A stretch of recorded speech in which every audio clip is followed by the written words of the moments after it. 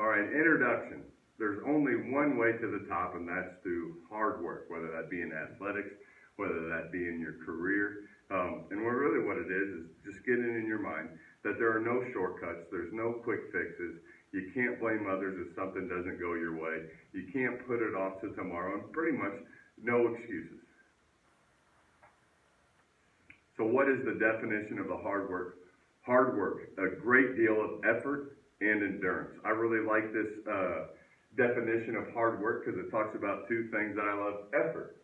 How hard do you try, right? It's one of the few things in life that we have control over is our effort, whether that be in the classroom or in relationships or in the athletic field. And then endurance. So much of it is endurance. How much can you go through? How much can you keep getting up? It's like Sun Tzu, right? Fall down 7, get up 8. Can you go for the long haul, do it every day, consistent daily effort? So examples from hard work to get right into it.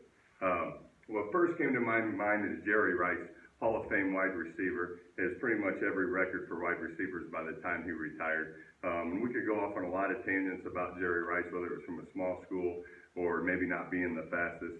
But the story I heard as a young kid, and I continue to hear, and I've actually been able to see it, and it's just in the peninsula there by San Francisco, is this hill he used to run. It's legendary. It's about 2 miles long. It's straight uphill. And as the story goes, is Jerry would run this 4 to 3 times a week and time himself and push himself extra harder. And sometimes some guys would laugh at him, Jerry, what are you doing on that hill? And sometimes some guys would come out and run with him. And what they soon realized is not only is it the physical test of the hill, but Jerry had talked about the mental toughness it takes just to keep going, 2 miles sprinting up a hill. And so we may see all the touchdowns that he scored, or him, posing with his bust in the National Football Hall of Fame. But it's really the motivation, whether as a rookie coming out of a small school in Mississippi, or when he's an all-pro wide receiver, to continue to do this late in his career, because understanding that it's the hard work that made him a great wide receiver and his commitment to it, not just in the season, but in the off season. So this is the famous hill that Jerry Rice used to run up of. And the other one was the Serena and Venus Williams, the sisters from Compton, California. And just talking about hard work from the time of a real young age, 7 and 8 years old, they get up at 6 in the morning and start hitting tennis balls. And some people might think, oh, that's crazy, but it might be just passionate and motivated and understanding that if they wanted to be somewhere and be greatness, they had to get up and get to work. And it's funny, by the time it was all said and done, between them, 28 Grand Slams are shared between these two sisters from Compton, California, not necessarily where you think of great tennis players became. So not just overcoming, prejudgments about who they are and where they're from, but willing to work at it from a young age and being passionate about it, getting up at 6 a.m. Now, application of hard work and coaching. Brad Stevens is what comes to mind. In the early 2000s, he was passionate about basketball, and so against his girlfriend at the time's advice, he quit his job and volunteered at Butler. He moved into his friend's basement. He didn't have any money to pay rent, and eventually he ended up getting a job waiting tables at Applebee's. And so he'd get done, because the schedule was flexible, he'd get done volunteering his time at Butler and go to work at Applebee's and living in the basement. And I do think his girlfriend actually left him, because nobody's dating a guy who doesn't have a job and doesn't have any money and living in a smelly basement. But we're just in a few couple months, because of things happening at Butler, somebody left, and so he gets promoted to a quality control position, gets a job, and then within a year, next thing you know, based on what he had given up, the hard work he had done in the program, at the time, Thad Matta gave him a job as an assistant coach. Later on, he's an assistant coach for Todd Licklider when he gets that program, and then Todd Licklider moves on to Iowa, and Brad Stevens, at a real young age, is coaching Butler, and he goes to back-to-back championship games and been to 2 Final Fours. And so where he was, he quit his job, risked it on himself, but believing in himself, and through hard work, from volunteering, living in a basement, working at Applebee's, he's now a 2-time coach in the the Final Four, and then he continues to work hard and challenges himself and goes after, at a time people didn't think it was a good move, to be the head coach at the Boston Celtics. So within about a 10-year span, he went from living in a basement, volunteering at Butler, working at Applebee's, to now being their head coach, being a nationally prominent college coach, and now arguably having the greatest coaching job there is in basketball. Application of hard work and leadership. This is one I didn't know much about. I had to research it for this, but I wanted to keep it sports themed. But I looked at the top, an owner of the Dallas Mavericks, Mark Cuban. We all know who Mark Cuban is, but most of the time when you think about owners and having a lot of money, you think, oh, they spend the week, on some resort, or they might be on their yacht club. They're living the easy life because they have it made. But researching this, he didn't take a vacation for 7 years when he was starting his business.